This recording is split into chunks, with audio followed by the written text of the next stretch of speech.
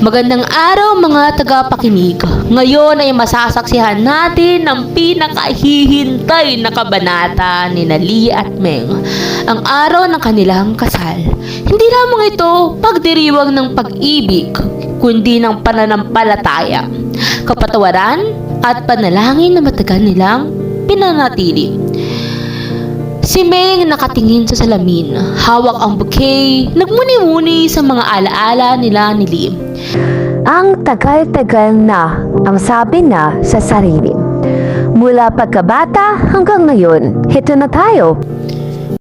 Si Lee naman nakatayo sa likod ng altar, may hawak na rosaryo, nakangiti at nagdarasal sa sarili. Lord, salamat po. Hindi lang sa pagbabalik na sa buhay ko, kundi sa bawat araw na ginabay na kami para makarating sa puntong ito. Mula sa pagkabata hanggang adulthood, sabay nilang hinarap ang bawat pagsubok.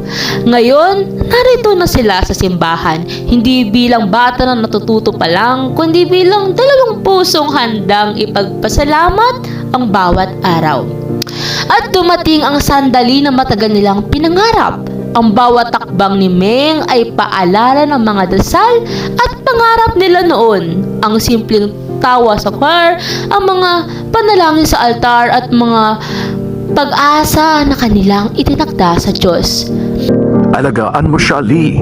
Huwag lang bilang asawa, kundi bilang biyaya ng Diyos sa buhay mo. Pangako po tay, sa bawat araw, sa bawat hamon, ipapakita ko ang pagmamahal at paggalang na nararapat sa Kanya at sa Kanya, Lord. Meng, mula pagkabata, ikaw ang tahanan ng mga dasal ko. Sa lahat ng pagkakataon na ako'y nanghina, ikaw ang nagpapaalala sa akin kung gaano kabuti ang Diyos. Ngayon, ipinapangako kong mamahalin kita, ipapahalaga sa iyo, at ipagdarasal sa bawat umaga at gabi sa bawat bukas. Lee, sa bawat takbang ng buhay natin, minsan tayong pinaglayuan ng oras at pagkakataon. Ngunit ngayong araw, buong puso kong ibinigay sa iyo ang sarili ko. Hindi bilang perpektong babae, kundi bilang taong mananatiling kasama mo sa lahat ng laban sa harap ng Diyos. Sa harap ng Diyos at ng mga saksi, ipinahayag ko na kayo, Lee at Meng ay mag-asawa na. Kung ano ang pinagsama ng Diyos, huwag paghiwalayin ng tao. You may know, kiss the bride. Sa bawat ngiti, bawat yakap at bawat tawa ng mga bisita, ramdam ang biyaya ng Diyos. Hindi lamang ito kwento ng pag-ibig, kundi kwento ng pag-asa, kapatawaran at pananampalataya.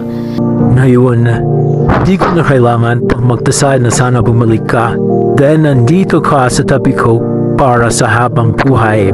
Salamat Lee, sa lahat ng dasal, sa lahat ng paghihintay, at sa lahat ng pag-ibig.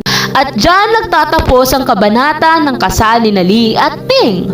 Ang kanilang kwento ay patunay na ang tunay na pag-ibig kapag ibinalik kay Lord ay laging may paraan. Minsan, ang mga dasal na matagal nang bitin ay unti-unting nasasagot sa tamang oras. At ngayon, nagsisimula sila bilang mag-asawa, handa sa lahat ng hamon, ngunit puno ng pag-asa, pananampalataya at pagmamahal.